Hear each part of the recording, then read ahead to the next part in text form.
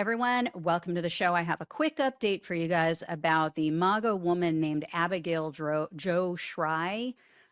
Shry, you might recall, is a Donald Trump supporter who had threatened U.S. District Judge Tanya Chutkan when Chutkan was presiding over the case against Trump and the whole election fraud fairy tale thing, his attempts to overturn the election, the case that Jack Smith brought.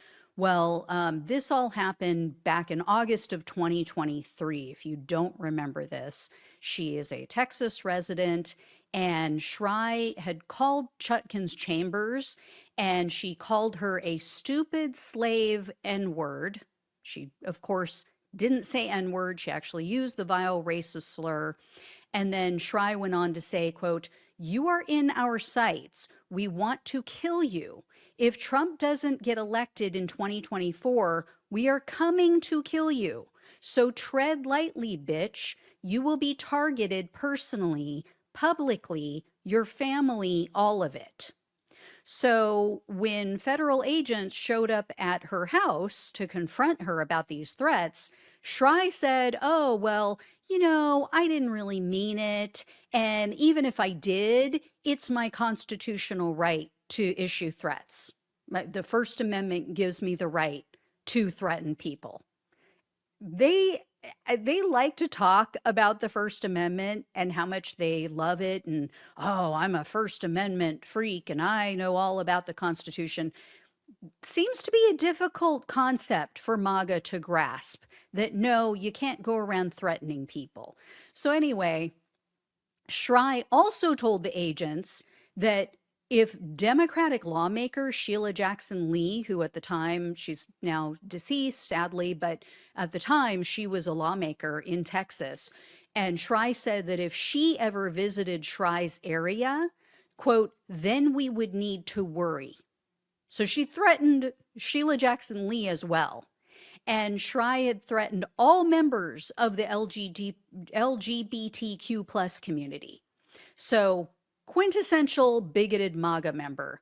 And Shry already had 4 criminal charges filed against her in the previous 12 months for similar behavior. And she was out on bail for one of them, for one of those other 4 charges, when she was arrested for making these threats against Chutkan and all of these other people. According to Law and Crime news outlet, in September of 2022, Shry had pleaded guilty for charges of criminal mischief, resisting arrest, search or transport, and interfering with public duties. Then she was subsequently sentenced to 30 days in jail after she was convicted in 2 separate cases for misdemeanor resisting arrest and misdemeanor criminal mischief. Then in July of 2023, Shry was charged with misdemeanor threat causing fear of imminent serious bodily injury. So Shry's father blames her depression. I guess she has a history of depression. She has a history of substance abuse. And he said that she, quote, "sits on her couch daily watching the news while drinking too many beers." And this woman, you might remember, has 2 children. Yeah, not good. I'm thinking those kids would be better off without her. Anyway, Shry ultimately pleaded guilty to these most recent charges, the ones against Chutkan or making threats against Chutkan and the others. So she was looking at up to 5 years in prison and $250,000 in fines. Well, in mid-November, she was sentenced to 27 months in prison. This is one of the longest ones that I've seen. A reporter that you may have heard of, his name is Scott McFarlane. He said on Twitter that Shry, quote, "appeared to be in disbelief at being sentenced to prison in the case." Yeah, I'm sure she was quite shocked. I'm sure she thought that since Trump was the president, that the charges were either going to be dropped or she would get a slap on the wrist. Now, unfortunately, doesn't mean he's not going to step in and help her, because this is a federal case, so he could issue her a pardon.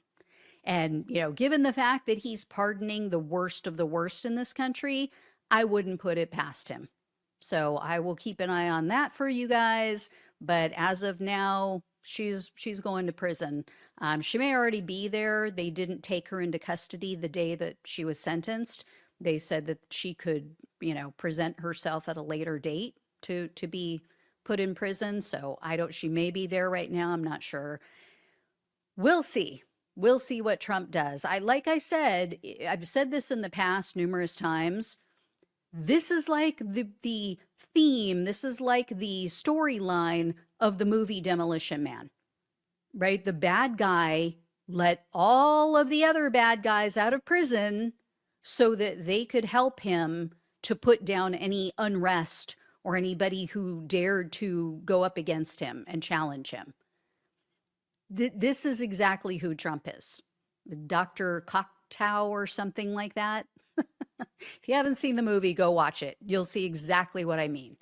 So anyway, guys, I will let you know if I hear any more on this. Thank you so much for watching and listening. Please like, please share, and subscribe. Please donate if you possibly can. Love you all. Take care. Talk with you soon.